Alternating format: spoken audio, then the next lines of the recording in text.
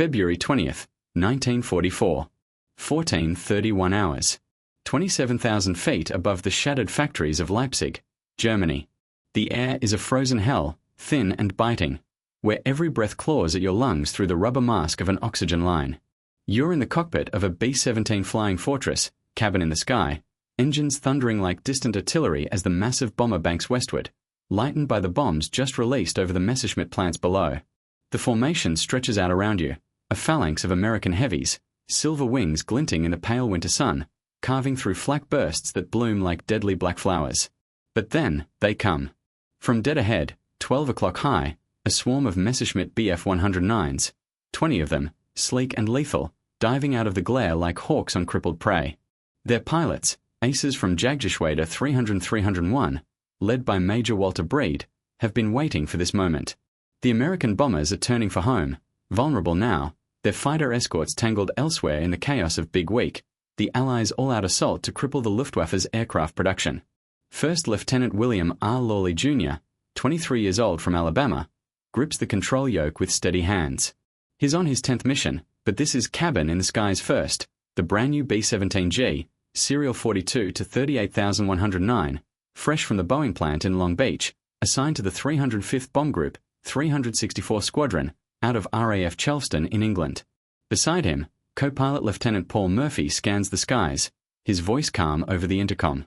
In the nose, Bombardier Lieutenant Harry Mason wipes frost from his northern sight, while Navigator Lieutenant Harry Serafine plots their escape route west. Up top, engineer and top turret gunner Staff Sergeant Carroll Rowley swivels his .50 caliber twins, ready. Radio operator Staff Sergeant Thomas Dempsey hunches over his set in the mid-fuselage. Ball turret gunner Technical Sergeant Joseph Kobiarecki curls in his armored sphere below. Waist gunner Sergeant Ralph Braswell and his partner man the sides, and tail gunner Sergeant Alfred Went guards the rear. The Germans close fast, 300 miles per hour, cannons winking orange in the thin air. You can almost hear the hiss of their 20mm shells slicing through the wind. Feel the bomber shudder as the first rounds find their mark. One shell punches through the plexiglass windshield like a thunderclap, exploding in the cockpit. Murphy slumps forward, dead in an instant, his body collapsing onto the control column, shoving the nose down hard. The B-17 pitches violently, airspeed surging past 290 miles per hour as it plummets out of formation, wings groaning under the strain. Lawley reacts in a heartbeat, his world exploding into blood and chaos. Shrapnel rakes his face, deep gashes across his forehead and cheeks, blood streaming into his eyes, blurring the shattered instruments. Another fragment tears into his right arm, severing muscles, leaving it dangling useless, a dead weight of agony. A third shell slams into the No. 2 engine, the inboard left, igniting it in a roaring blaze. Flames erupt, streaming back 20 to 30 feet, licking toward the wing's fuel tank, threatening to turn the fortress into a fireball at any second. The plane is diving now, screaming toward the earth, 300 miles deep in enemy territory. Shells rip through the fuselage, 8 crewmen wounded in the barrage. Dempsey takes hits to both legs, blood pooling, unable to stand. Kobiarecki's back is shredded, trapping him immobile in the ball turret. Rowley's ribs are gashed, Braswell's shoulder and side torn open, the other waist gunner's arm mangled. Went fights hydraulic spray in the tail. Mason, miraculously lightly wounded, scrambles back from the nose. Lawley, blood-smeared and one-armed, hooks his left arm under Murphy's chest, 170 pounds of dead weight, and hauls him clear of the controls. Bracing his feet against the panel, he yanks back on the yoke with his good hand, muscles burning as he wrestles the 30-ton beast out of its death dive.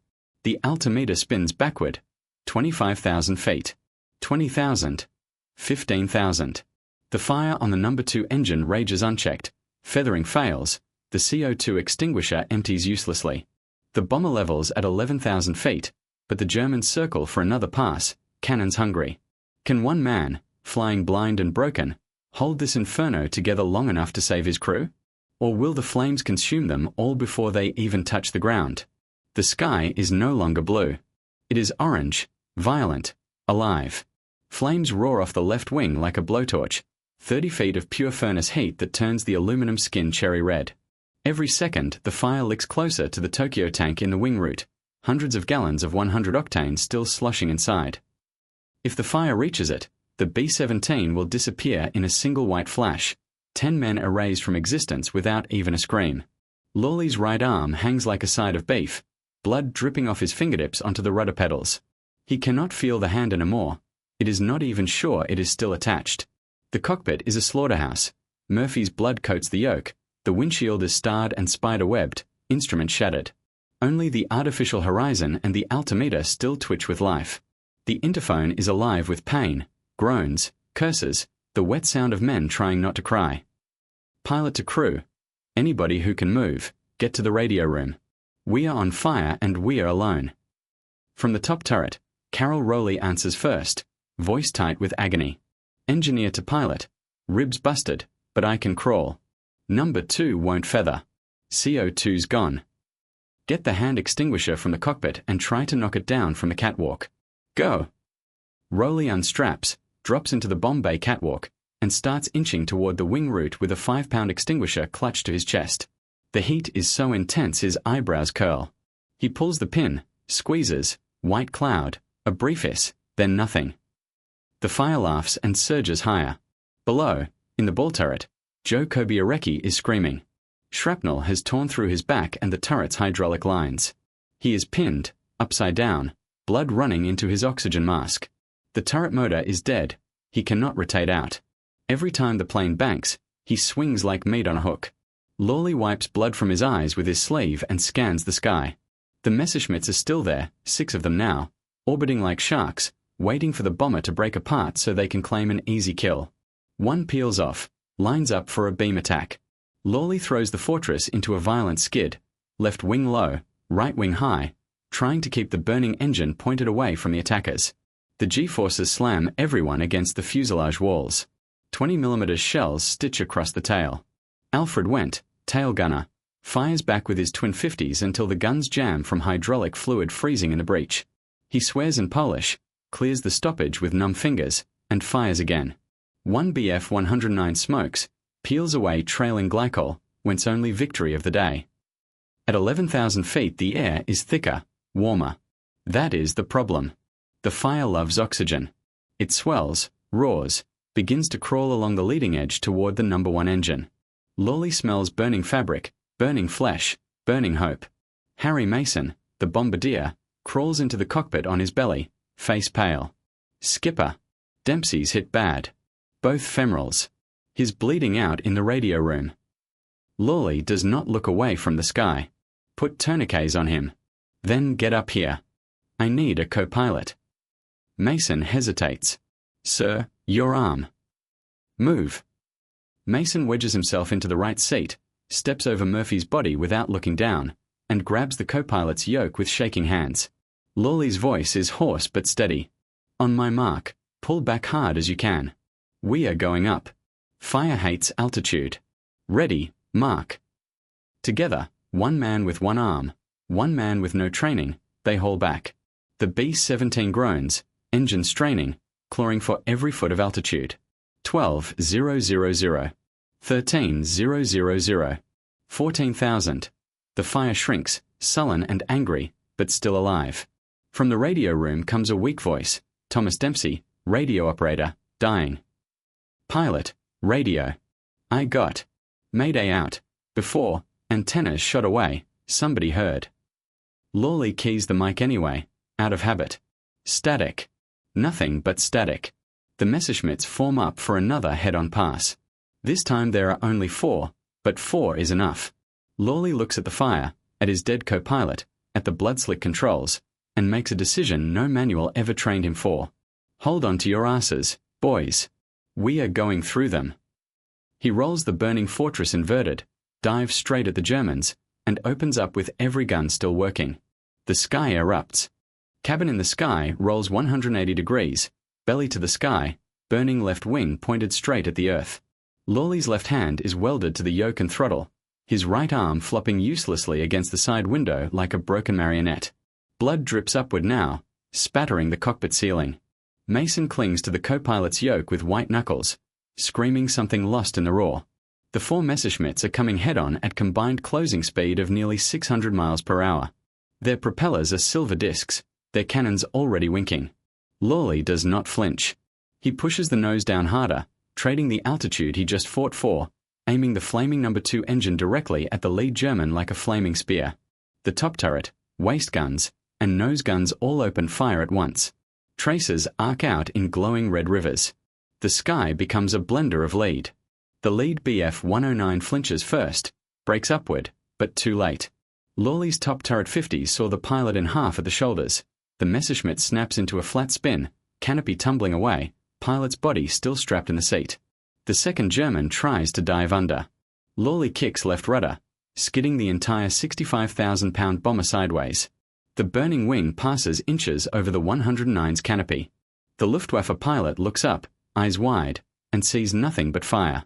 He yanks back on his stick, stalls, and falls away trailing smoke. 2 left. They split, 1 high, 1 low. Lawley rolls upright, hauls back on the yoke, and climbs. The fire, starved again by thin air, shrinks to a sullen glow. 18,000 feet. 20,000. 22,000. The Germans hesitate. At this altitude their superchargers are wheezing. The fortress is back in her element. Lawley's voice is raw, almost conversational over the intercom. Anybody still with working guns, keep those bastards off my tail. I've got a date with England and I'm already late. Silence for a heartbeat. Then went from the tail, calm as Sunday dinner. Tail to pilot. 2 bandits, 6 o'clock high. Range 1,000 and closing. Lawley does the only thing left. He turns into them. Again and again for 20 brutal minutes the Messerschmitts dart in, fire short bursts, and break away when the fortress gunners answer. Every attack fans the flames higher. Every climb to starve the fire costs speed and invites another pass. The crew is running on fumes, literal and spiritual. Kobayashi is unconscious in the ball turret, his blood frozen to the plexiglass. Dempsey has passed out from blood loss. Mason has both tourniquets cinched so tight his own hands are purple. At 24,000 feet the Germans finally break off, low on fuel and ammunition, unwilling to die for a bomber that refuses to fall. The sky empties. Only contrails and the smell of cordite remain. Lawley lets out a breath he didn't know he was holding. The fire is still there, smaller now, but patient. He looks at the fuel gauges. Less than 400 gallons total. England is 480 miles away. Simple arithmetic says they will never make it. He keys the intercom one more time. Listen up. We are not dying over Germany. Not today. We are putting this bird down in the first field we see on the other side of the channel. Anybody who can walk when we get there, help the ones who can't. That's an order. No cheers. Just the soft click of 10 oxygen masks as the crew acknowledges. Lawley turns the wounded fortress northwest, one good arm on the yoke, the other cradled against his chest like a dead wood.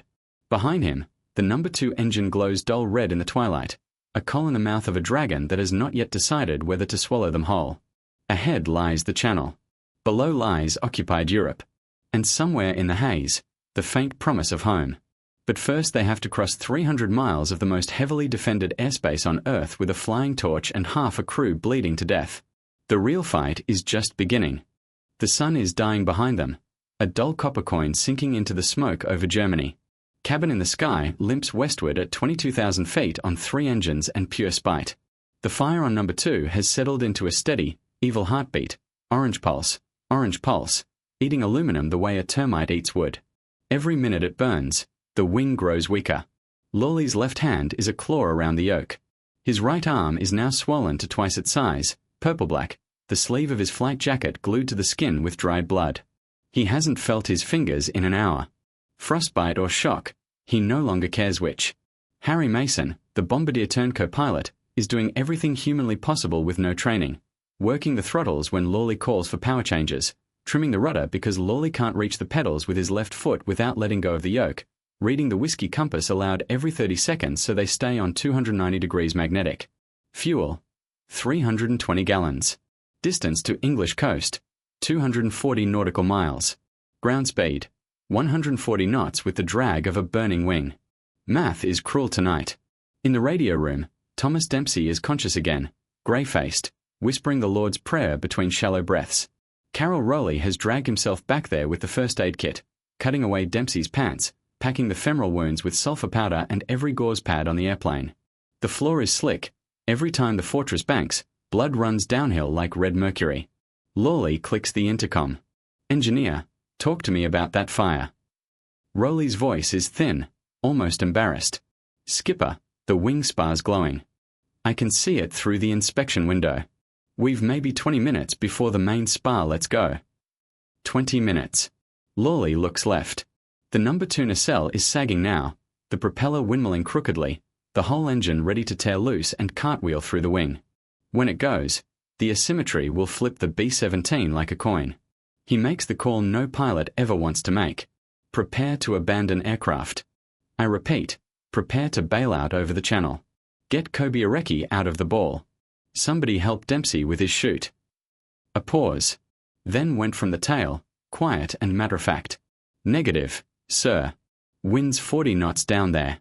Water temp 38 degrees. Wounded don't last 10 minutes. We ride this bitch all the way in. Rowley chimes in. He's right, sir. If we are gonna die, let's do it on land where somebody can find the bodies. Lawley closes his eyes for 1 second. Sees his mother's porch in Leeds, Alabama. Opens them again. Copy that. We are going for England. Everybody strap in tight. It's gonna be a hard landing. He begins a slow, fuel-saving descent, 500 feet per minute, trading altitude for distance. The fire hates thin air, but the crew needs thicker air to breathe when the oxygen system finally quits. At 12,000 feet they cross the Dutch coast. Flak starts immediately, 88mm shells bursting in black bouquets. One shell detonates directly beneath the belly. The fortress leaps like a kicked horse. Shrapnel peppers the bomb bay. The number 1 engine coughs, backfires, then smooths out again. Lawley never flinches. He is beyond fear now, running on something colder and cleaner. Over the WWII the fire suddenly flares bright. Wind shift, fresh oxygen. The entire left wing lights up like a Roman candle. Rowley's voice cracks over the intercom. She's going. Spars buckling. Lawley does the only thing left in the book. He sideslips hard right, putting the good wing down, the burning wing up, trying to blow the flames away from the fuselage. The B-17 skids sideways through the sky like a drunk ice skater, losing 2,000 feet in seconds.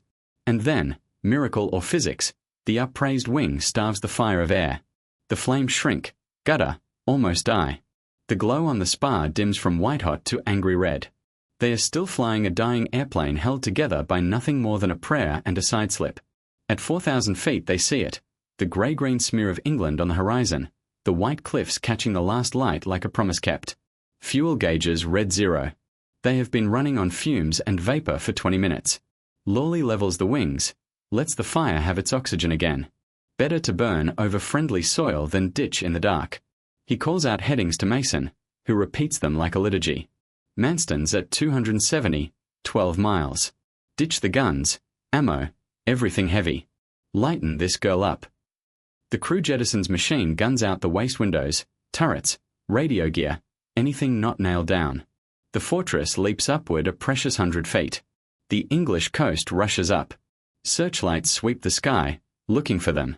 A green Aldous lamp blinks from Manston's tower. You are cleared straight in runway TWO8. Lawley lines up, lowers gear, hydraulics gone, so Mason cranks the gear down by hand, 44 turns each side, sweat mixing with blood.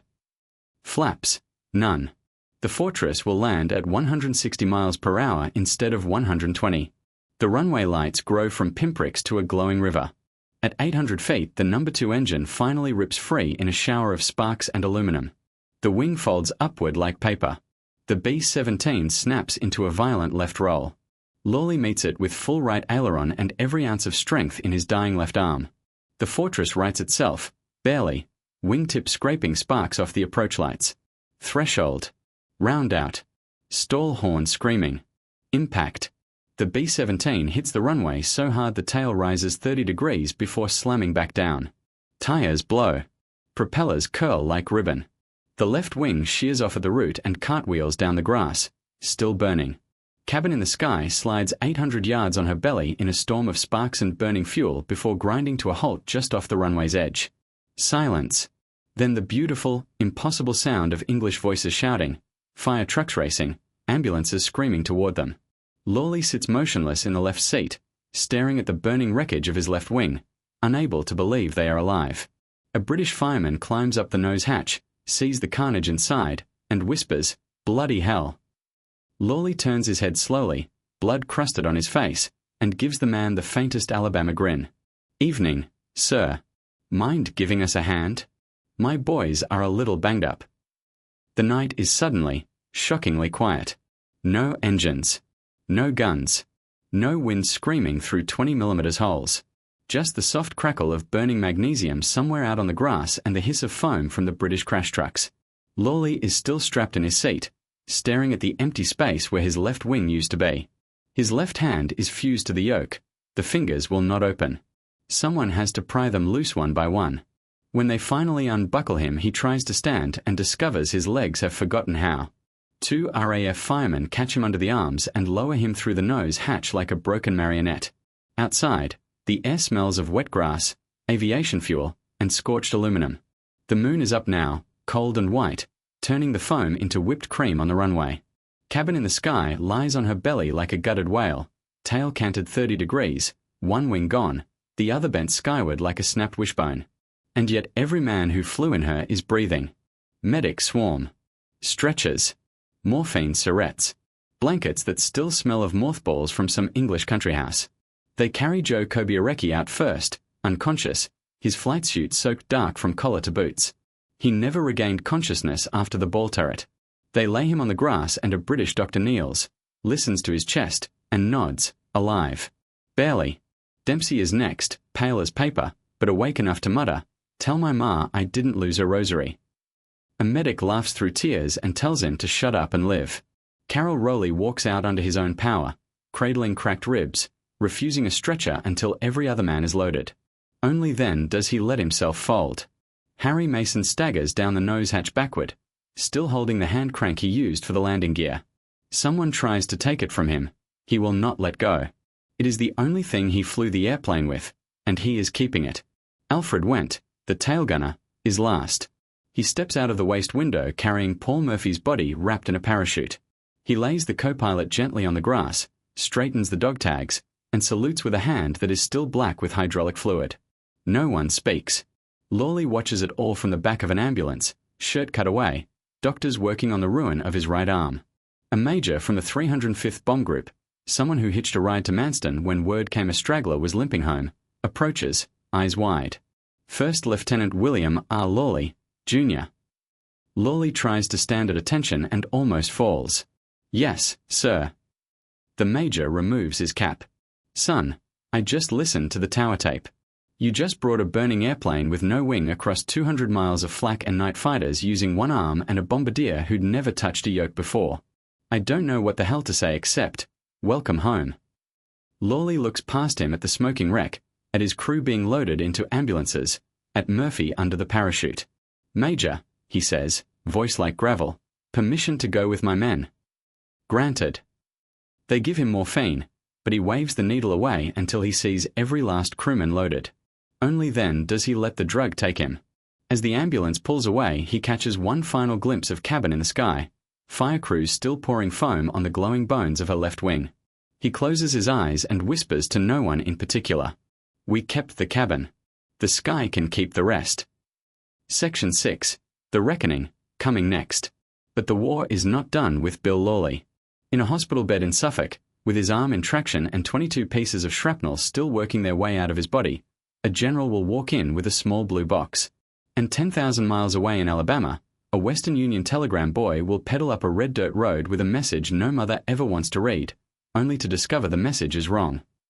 The final price of February 20th, 1944, has not yet been paid. August 4th, 1944. Birmingham Army Airfield, Alabama.